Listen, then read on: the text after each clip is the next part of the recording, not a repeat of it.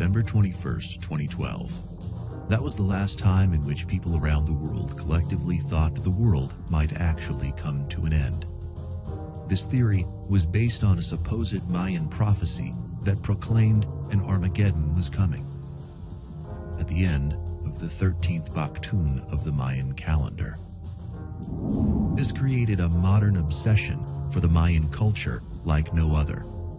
An obsession that turned global when we learned about the astonishingly accurate measurements of time the ancient Mayans had made.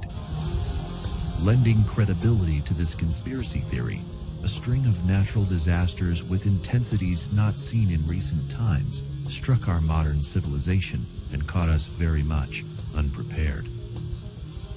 However, once the supposed date of this Armageddon had passed, many of the doomsday conspiracies quickly faded from memory.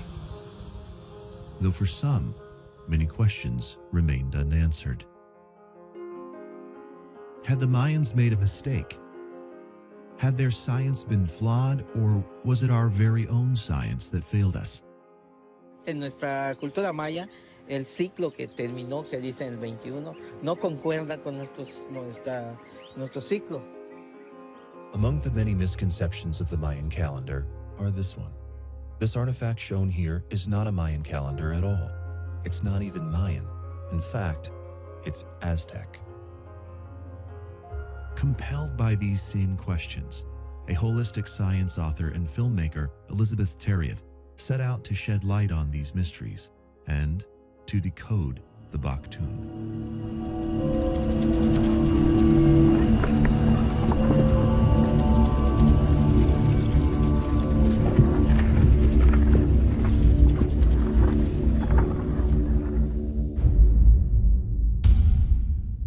Mankind has been utilizing the night sky for navigation and prediction of seasonal change since prehistoric times. Early man saw in the stars the gods that ruled their lives.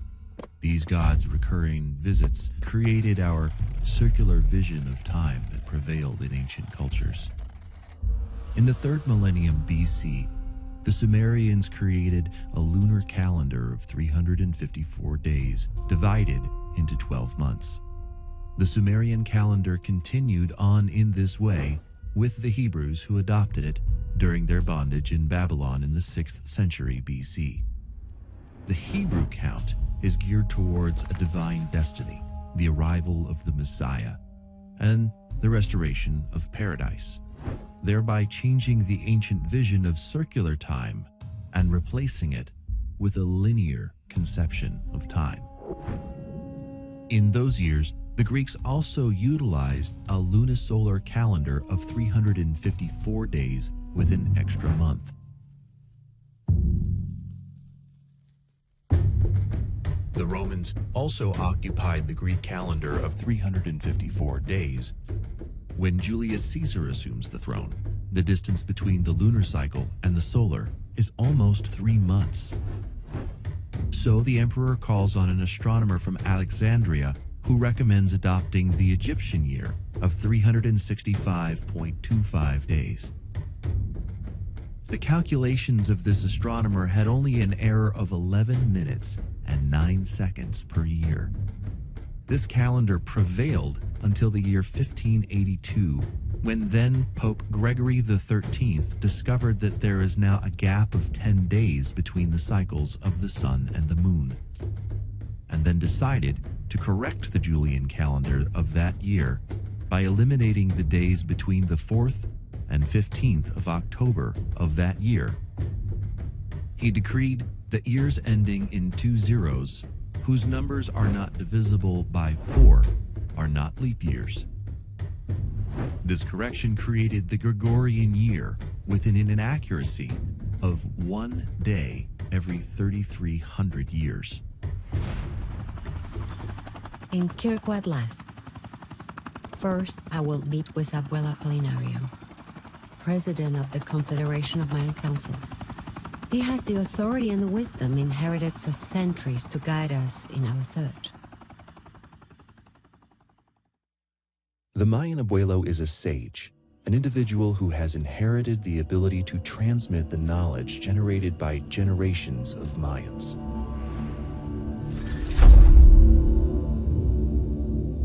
Estamos en este asentamiento maya llamado Quiriguá.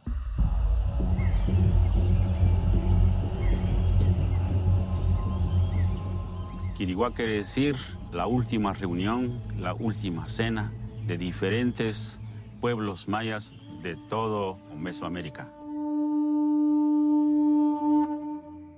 Cuando hacían sus grandes ceremonias, sus grandes celebraciones del tiempo, tenían que codificar, escribir o archivar el ciclo. Eso es lo que está en esa estela. ¿En qué tiempo fue? ¿Qué es lo que hicieron? ¿Y para qué lo dejaron? Los calendarios es donde se encuentra la codificación de nuestra vida, donde está toda nuestra genética, donde está la creación de todo el cosmos, el microcosmos que somos nosotros. Ahí está codificado todo. Cuando el ser humano se relaciona con la naturaleza, es muy fácil sacar cálculos matemáticos, son cosas que fue muy fácil, porque era una práctica de vida. The Mayans used a mathematical system that was common to all Mesoamerica. This territory inhabited by the Olmecs since 2500 BC. The Olmecs are also known as the Mother Culture. This stone writing is of a ball game. It also contains their calendar system and their math. These advances were inherited by the Mayans and other Mesoamerican cultures centuries later. The math is based on the number 20. Represented in these points are units 1 through 4. The bar represents the number 5. Combined symbols represent the number 19 and actually make up 20. Because the Mayans had counted from the number 0. The first 20 numbers are also associated with gods. The first 13 of them are the most important ones. It's amazing, the almost organic understanding that the Mayans have of mathematics, a mastery, which also led them to conceive of the number and the concept of 0, the number that many brilliant civilizations never thought of. In the quest to learn more about Maya mathematics and its relationship to spirituality, I speak with an expert on the subject, Abuelo Lolmai. El cero para nosotros los mayas tiene un valor y no como en otras culturas que significa cero, que es nada, es vacío y eso. Entonces, por ejemplo, en muchas de las estelas se aparece una flor, es la flor calendárica que le llamamos y quiere decir cero. ¿Por qué una flor, verdad? A la placenta, en muchos idiomas mayas se le dice flor, kotzig, es el principio de. The Mayan 0 is also commonly depicted with a seashell that symbolizes creation and the spiral of time, the beginning and the infinite. These were complex mathematical achievements. They were a logical development of a civilizations deeply influenced by astronomical cycles. To these people, the numbers weren't just meaningless symbols, but they were the time and the universe bearers, living organisms of which we are part of. Los abuelos, como estaban bien conectados con toda la naturaleza, se internaban dentro de ellos y miraban el sol, miraban la luna, miraban las estrellas. Eso están en la garganta, están en los oídos, los ojos, en los órganos. Pero eso no es magia, eso es un poder. Allí está escrito todo el movimiento y la composición de nuestro cerebro. Ese cerebro palpita.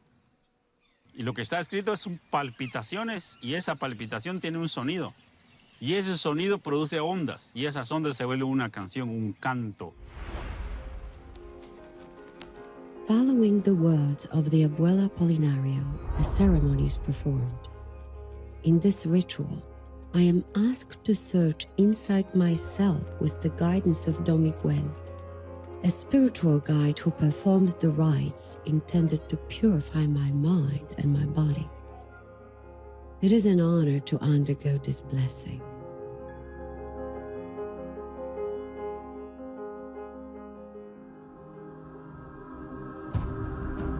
A Western scientific view governs our lives, linking our consciousness only to the physical evidence, as does the Gregorian calendar with time. Therefore, we have lost our inner world because we learn only a material perspective of things. To learn more about the connection between our inner world science and the Mayan calendars, we call upon Carlos Barrios. Carlos's work builds upon Apolinario and Lolmai in this search. Por primera vez, la ciencia oficial está reconociendo lo que nosotros venimos diciendo. Los abuelos mayas de siempre han dicho que la luz ha viajado en una espiral y ahora se dan cuenta con los aparatos actuales que la luz viaja en una forma espiral. Porque al final de cuentas, la espiral es la forma de la creación, de la manifestación de la realidad. The spiral the abuelos are talking about is the essential component of creation, which today is under study thanks to Fibonacci of the 13th century, where the foundation for this mathematical work began. By discovering the infinite sequence of natural numbers that start within 0 and 1, followed by the sum of two previous numbers.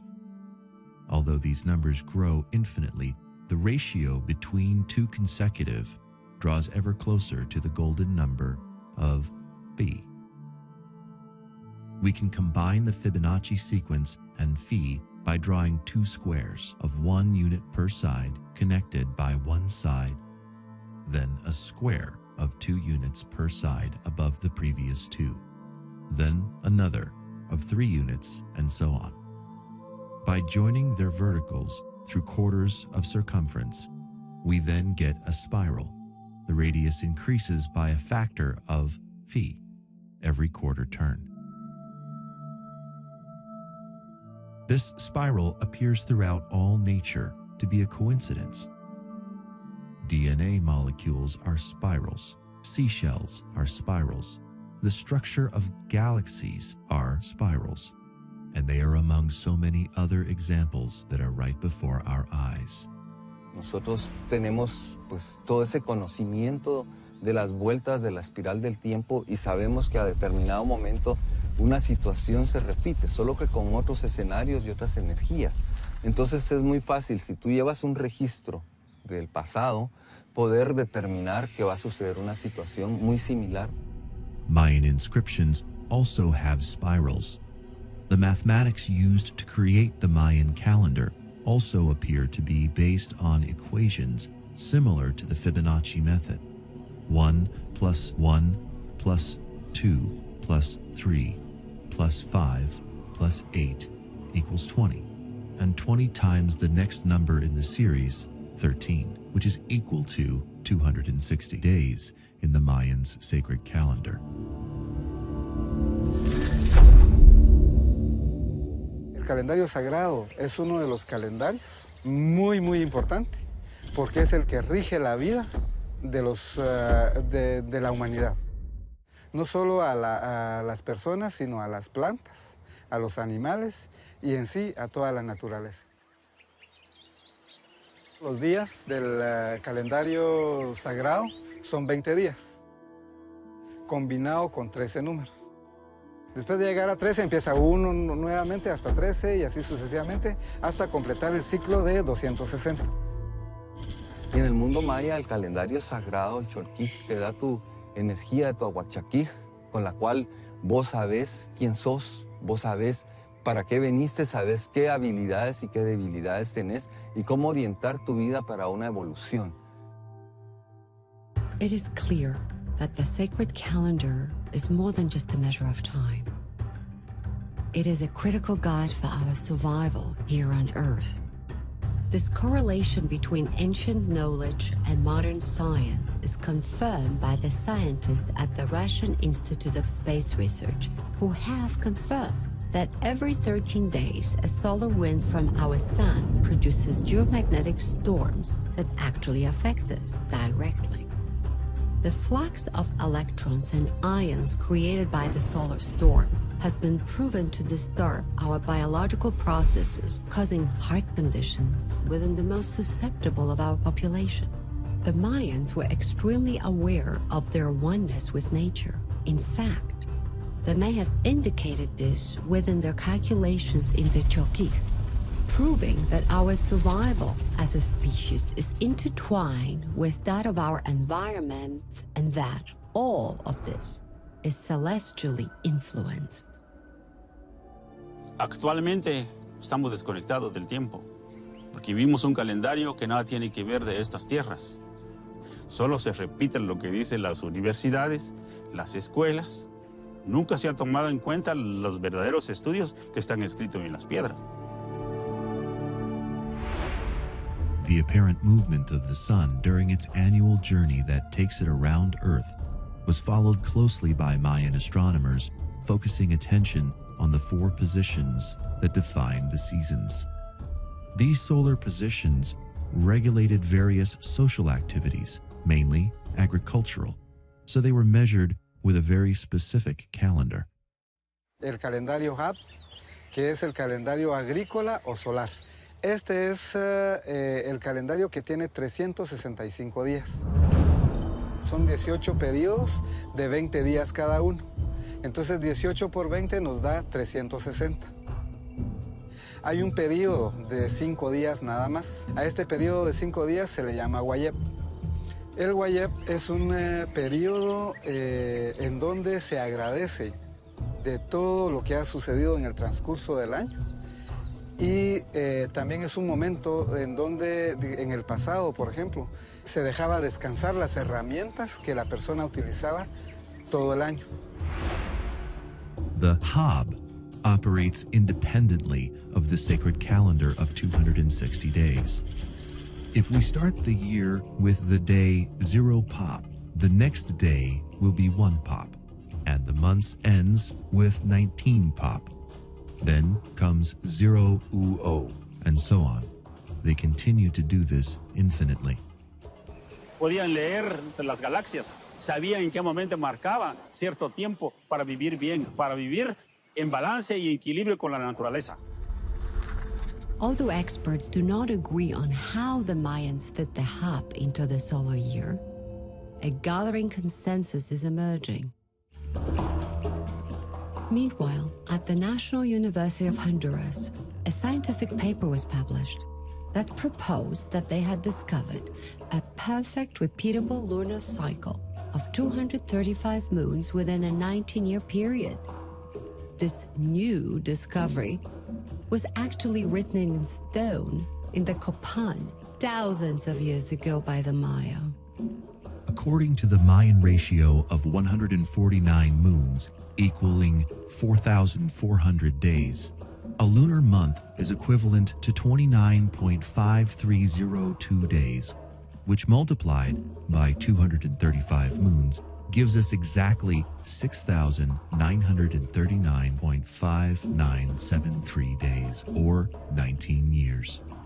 If we divide those 19 years by that equation of days, it gives us an average year length of 365.241963 days within a year.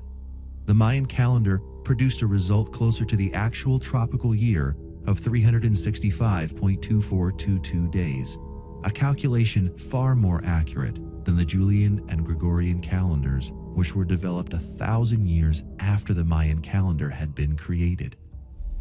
Así es como camina el engranaje del tiempo. Comienza por la matemática, con un respeto a un símbolo que es el Vats, como el origen del ser humano. Entonces comienza por el Vats y luego la numeración. lot of people look at the representations you might see in popular magazines showing these gear wheels of time, the Maya gears. You have the 13-day gear because they had numbers from 1 to 13, like we do 1 to 30 in a month. And then they have the 20 gear with the 20 days of the names. And the way we have Sunday, Monday, Tuesday, Wednesday. And so those two gears, the 13 and the 20, roll around the same way our 7 days of the week roll around with 30. And they make the 260-day count, which is a very important fundamental Maya number, because 260, which is 13 times 20, is also incorporates the number of fingers and toes on a body. It incorporates the number of layers of heaven, which is 13 for the Maya. And it even incorporates the gestation period of the human female, which is very close to 260. Oh, and by the way, it incorporates eclipse cycles and Venus periods, but that's detail. It's important to understand that using this system, it will take 73 rotations of the Cholqui and 52 rotations of the Hab to repeat the same date. The Calendric wheel is also associated with 4 directions of the cosmos, dividing the 52 years of the Hab in 4 parts of 13 years. When this cycle is completed, it is a very special time for the Maya, who would put out all of the fires the night before and not relight them until the next morning. Cuando se habla del 13 Baktun, o en la mayor parte de idiomas mayas es Oxtlajuj Baktun, se habla de un periodo solamente. Entonces este periodo está enmarcado dentro de un calendario que lleva el registro del tiempo desde una fecha 0 hasta nuestros días. Este calendario se llama Choltun, o el ordenador de los años. Empieza con días de 0 a 19. Luego vienen los huinales, que son ventenas. Luego está el tun, que es de 360 días. Y luego empiezan los múltiplos de 20. 360 por 20. Son 7,200 días. Esos son los catunes.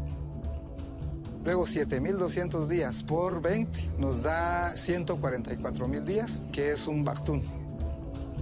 Eso es lo que se registra acá. Aquí tenemos el número 13. El número 13 es el 13 Baktun.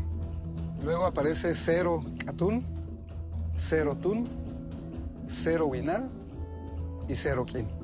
Entonces esta estela hace memoria al día de la creación. El día de la creación, de acuerdo a los cálculos realizados por los investigadores, es el 11 de agosto del 3114 a.C. Entonces la fecha 0 es una fecha en donde nuestros abuelos dijeron, bueno, esa fecha es muy importante para nosotros y pongámoslo ahí. No quiere decir que sea el primer día. Clarifying the correlation between the Mayan long count, or Choltun, and where we are today in Gregorian years has not been an easy task. One of the most accepted models is the Goodman-Martinez-Thompson model. Using the Julian day as a continuous count of days that started on January 1st, 4713 BC, we can calculate that there have been 584,283 days since January 1st, 4713 BC. However, the Julian place count has no year 0, so it's going from year 1 BC to 1 AD with no place count for 0. Once the Goodman-Martinez-Thompson mathematic model is applied, we can identify the Mayan 0 date of 13:0.0.0.04 Ahau 8 Kumku as 3114 BC. By calculating the year 1 BC to the year 0, it's actually the year -1 BC and so on. Thereby utilizing the proleptic Julian calendar, it can be calculated that the beginning of the long count was actually in 3113 BC, the widely accepted date historians use. ¿Por qué vas a medir cientos de miles de años si no tienes una conciencia clara de eso? Nuestra mente no tiene la capacidad de entender eso, porque estamos pensando con la mente racional. Tenemos que trascender la mente racional para poder percibir eso. Tenemos que entrar dentro de esas medidas de tiempo gigantes que hacían los abuelos. The Mayan long count is not oriented toward an end. But as the Hab and Cholki have proven, it's about measuring cycles. However, in this case, these are cycles of an extraordinary length. Mucho viene de un concepto europeo o estadounidense y cristiano. Entonces el cristianismo nos dice que hay un fin del mundo. Entonces el 13 Bactún es el fin del mundo. Ahora se ha encontrado en un sitio que se llama Tortuguero un monumento en donde dice que se completa el 13 Bactún, 4 Ajau, 3 Canquín. Y eso nos lleva al 21 de diciembre del 2012. Sin embargo, hay periodos mucho más largos que los Lajuj Bactún. Consisting of 13 Baktuns or 5,200 tune years. Hay Pictún, Calaptún y Quinchiltún. ¿Para qué nos sirve a nosotros esa medida de tiempo? ¿Qué nos está informando todo este conocimiento de los abuelos? Nos está informando la esencia que surgió durante ese ciclo, que es una energía pues, que es en la que nosotros hemos evolucionado, esta humanidad, esta civilización. Pero primero, hace pues, casi 20 y pico mil años, 26,000 años, hubo una energía que estaba relacionada con el elemento fuego y que estaba relacionada con la energía femenina. Luego vino el siguiente ciclo de 5,200 años, que estuvimos inmersos dentro de la energía masculina y del elemento tierra. El tercer ciclo fue nuevamente femenino con energía de aire. Y el actual ciclo, estamos hablando otra vez de energía masculina en relación al agua. Water is the element that abuelos point to as part of our humanity. An element that is present in caves for the Mayans, places which are also portals to the underworld. Therefore, in the caves lives the god of death, Ahpuch, alongside the water god, Chak, and the goddess of fertility, Ixchel.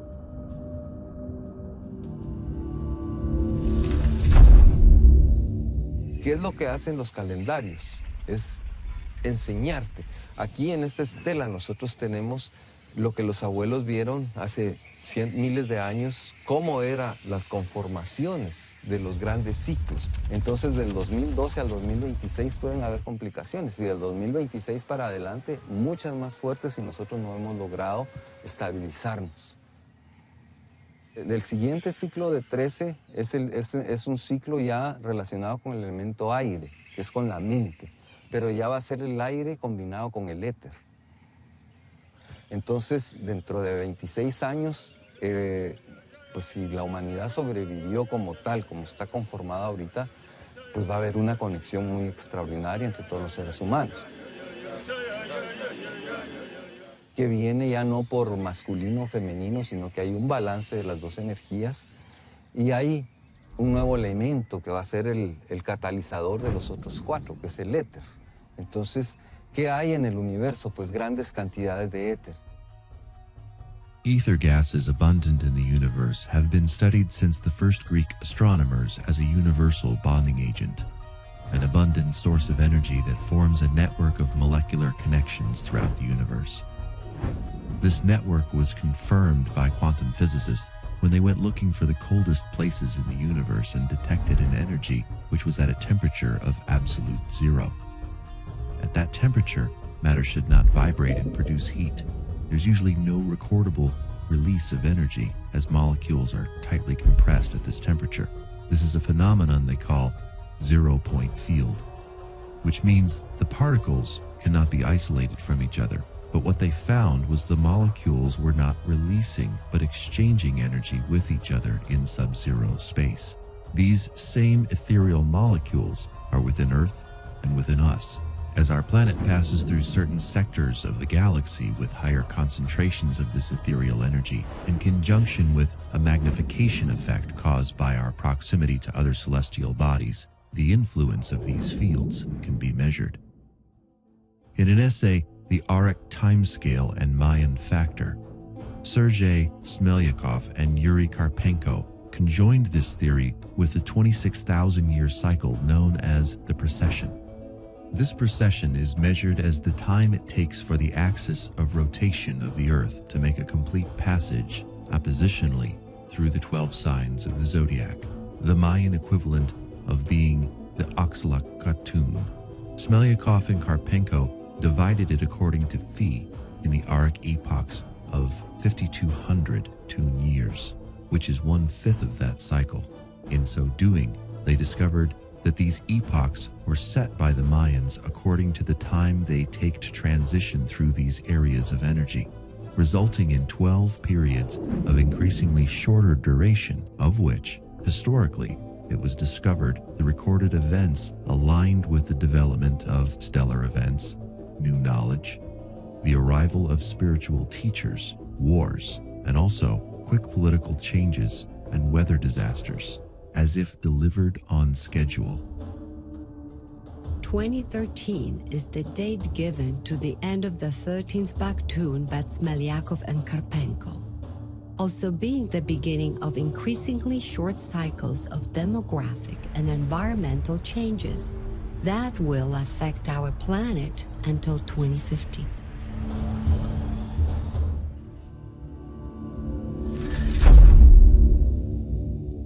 Why do we resort to aliens? I think one reason is our techno-dependence. We cannot imagine that anyone who didn't have computers, iPads, cell phones, highly developed system of computation could have been responsible for measuring the movement of Venus or the phases of the moon or predicting eclipses. But those of us who try to do these experiments without the use of any tech, that is, who do it in a low-tech way, will very quickly find, if we're patient, that yes, you can do all these things. Si la sociedad no toma en cuenta lo que todavía tenemos por escrito en este lugar donde están los tiempos, donde están todo lo que es el cosmos, si no entendemos por allí, no hay ningún rescate. Lo que nosotros estamos es llamando la atención de todas las personas, que se armonicen, porque si la gente continúa en el camino material, en el camino de destrucción, que es lo que ha provocado esta sociedad moderna, pues definitivamente las personas que no se quieran adaptar a este nuevo ciclo no van a tener nada que hacer en este mundo. Tú ves ahora la sensibilidad con la que nacen los niños nuevos, las nuevas generaciones. Impresionante es la conciencia que tienen con la naturaleza, la conciencia ecológica y el conocimiento que traen. Ellos son los que van a vivir este cambio. Within every newborn soul here on Earth, there is an opportunity for humanity to change course in any direction. Anything is possible. And with the technology in place right now, the reality of a collective consciousness is just a step away. As we already have through the use of existing technology, a collective consensus. Interconnectivity on a scale never before imagined even by fictional writers and those who claim to have clairvoyant powers. Technology which looks more and more biological as it advances, as it has already begun to transcend its mechanical limitations. Concept not lost on the Mayans, who skipped over much of the mechanical to focus their genius on mastering their own interconnectedness with nature rather than isolation from it. Through estimating the speed of exponential technological advancement, we can only say for certain that the technology of the future will be well beyond our ability to explain it. It will, in fact, seem impossible for anyone not immersed in the technology of the time to understand how it works. Therefore, it is clear that as more of us connect with nature, the cosmos, and ourselves, it is more likely that we will be able to achieve the necessary evolutionary leap for humanity and our planet. this connection will allow us to find the ways to preserve our existence in a sustainable form as symbiotic rather than parasitic to our host planet.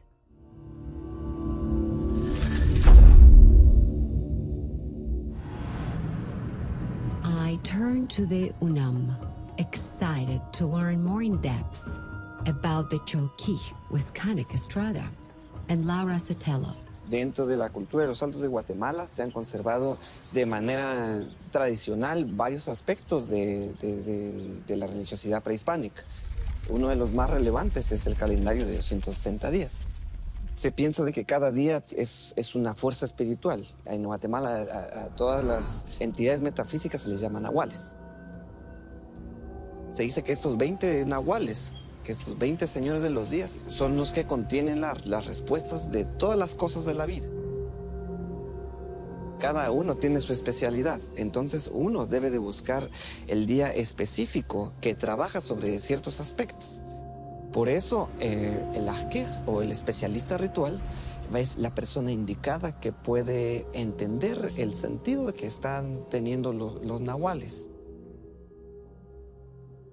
Todas las preguntas de una comunidad podían ser respondidas a través de una consulta, a través de un libro. El sacerdote consultaba el libro y daba respuestas. These books are the famous codices, made of bark crushed and folded, called Dresden, Paris, and Madrid for the cities in which they are kept. Hay algunos autores que piensan que son como pequeñas enciclopedias en donde se contenían asuntos de carácter astronómico, calendárico de tipo general, por ejemplo, augurios para Año Nuevo, augurios para ciclos de 20 años. Y lo más común en los tres códices son augurios diurnos para cada uno de los días del calendario sagrado de 260 días.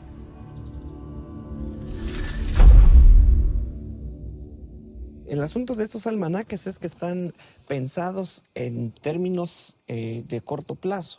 Y los ciclos que están relatando se continúan repetitivamente, pero en intervalos pequeños. O sea, no digamos de que aquí está relatado lo que va a escribir, pasa dentro de 500 años, ¿verdad? Sino está hablando de lo que acontece cada año. Entonces, de cierta manera, estos son herramientas prácticas con las cuales ellos pueden acercarse a la influencia de los dioses en las faenas cotidianas que tienen, por ejemplo, la cacería, la agricultura. Pero no hay algo que pudiéramos decir está escrito para nuestra época, ¿verdad? Una de las preocupaciones de los mayas es registrar dentro del calendario de 260 días, dentro del Tzolk'in, los diferentes eventos astronómicos y entender su ciclicidad, tomando como base el calendario de 260 días. Uno de los ejemplos más recurrentes son las tablas de Venus, los cuales hay una preocupación de los mayas por registrar los días dentro del Tzolk'in en que aparecía Venus como estrella de la mañana, para poder anticiparse a ciertas influencias tanto benignas como negativas que podía dar Venus. The Dresden Codex has many other measures. Among the more recurring are the series for predicting 69 possible eclipses in a period of about 33 years. Also, some experts believe these calculations also include the 399 days it takes for Jupiter to make its journey around the Sun, and the 378-day voyage of Saturn, among others. It is time to visit one of the most famous Mayan cities worldwide, Chichen Itza.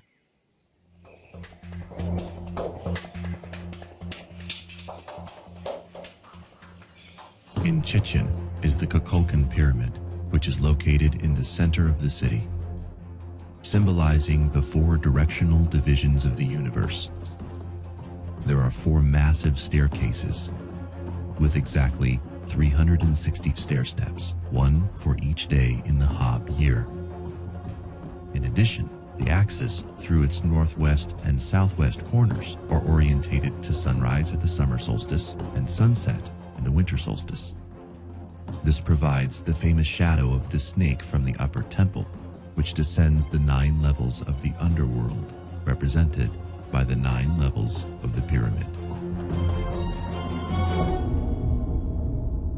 By using the pyramid as a sundial and a solar calendar, the shadows cast by the pyramid itself were used to gauge not only the time of the day and season, but guidance to understanding the relevant biological timekeeping by which we live.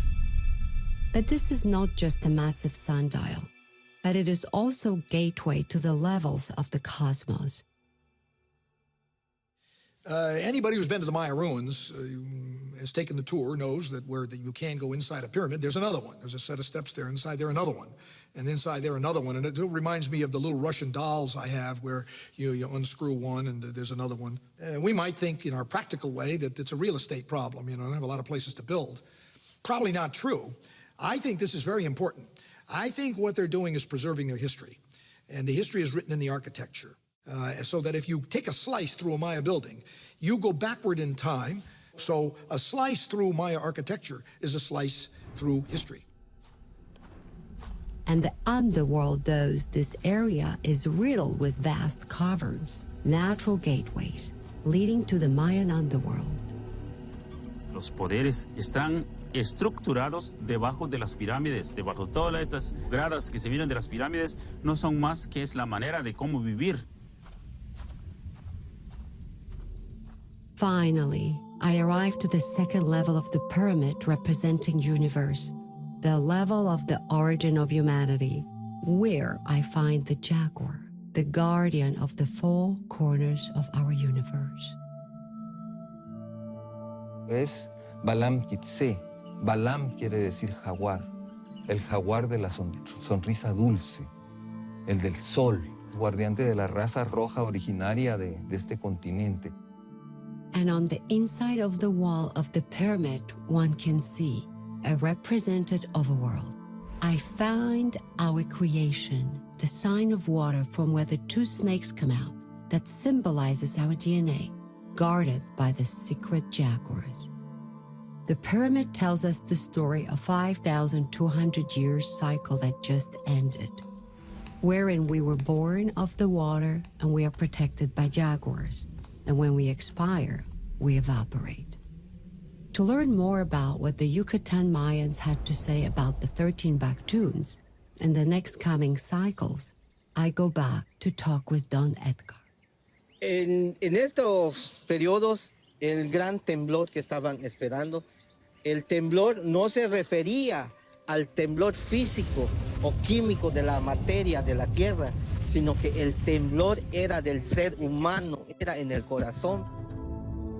Por eso en el 2012, cuando lo publicaron, los grandes señores científicos comercializaron en parte de nuestra cultura.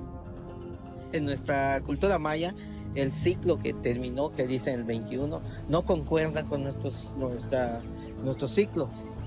2014 es para nosotros, la cultura maya, termina lo que es este ciclo. 2014 más 52 años nos vendría dando 6 en el 2066, es el cierre de otro ciclo. A partir de estos 52 años es una era de armonía. Pero debido a ciertos movimientos telúricos, la Tierra ha perdido un cierto desequilibrio. Entonces es un poco difícil que haya una alineación a la perfección como habían dicho nuestros ancestros. This really is a very important revelation. As Guatemala's abuelos, Smelyakov and Karpenko, Don Edgar, also see difficulties for humanity in the coming cycles. Concerned, I ask what to expect for 2066. Se teme a que en el movimiento telúrico de nuestra madre tierra, que era un momento en que el polo puede reinvertirse. Entonces eso va afectando lo que es el medio ambiente. Y lo estamos viviendo. ¿Por qué? El hombre ha roto el eje cósmico. No cuidamos a la madre tierra. Lo que le pase a la tierra afecta al ser humano, afecta al hombre. This trip through Yucatan confirms that the coming cycles can bring problems. Don Edgar gives us the new dates of 2014 and 2066, close to the 2013 and 2050 from Karpenko and Smeljakov.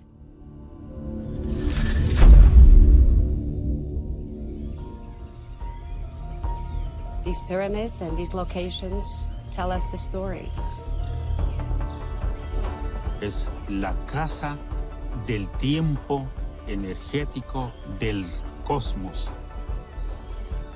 Eso es el Tikal, donde se estudió el espacio y el tiempo. Entonces, cuando se hace una danza, es para balancear la energía del corazón del cielo, del corazón de la tierra, Rukushka, Rukushuleo. Pero no es una cuestión allá afuera, sino es una cuestión también adentro de nosotros.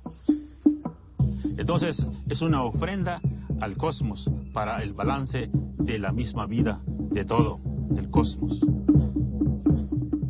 Sound, music, and dance are so important in our lives.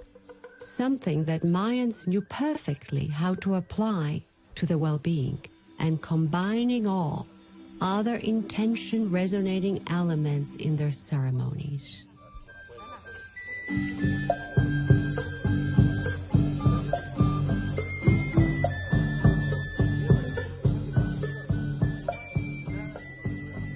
The very act and journey of decoding Baktun, I think it tells us we have reached the era of our civilization that has it all. And yet, the message from them is our intent and our state of mind changes our environment. And when they speak that now it's the time to change our way of living, they're telling us you are empowered and you can do this. So how about we create an era of abundance? And we start by creating abundance from us, from within us.